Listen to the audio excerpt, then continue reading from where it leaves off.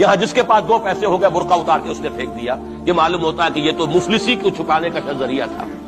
4 پیسے ہو, اچھے کپڑے پہنے ہوئے ہو, میک اپ صحیح کیا ہوا ہو, تو پھر برقعے کی کیا ضرورت ہے؟ اور میں نے شاید سنا ہے آپ کو, مجھ سے تو چند لڑکیوں نے یہ الفاظ کہے باقاعدہ.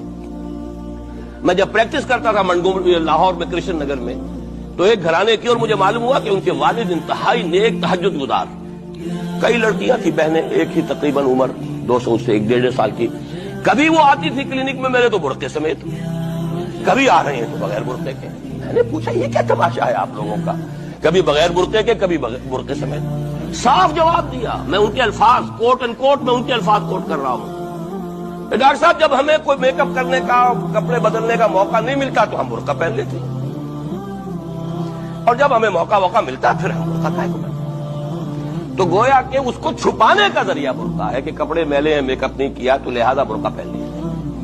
یہ ہے حال پاکستان میں اسلام کا جو ہم نے بنایا ہے.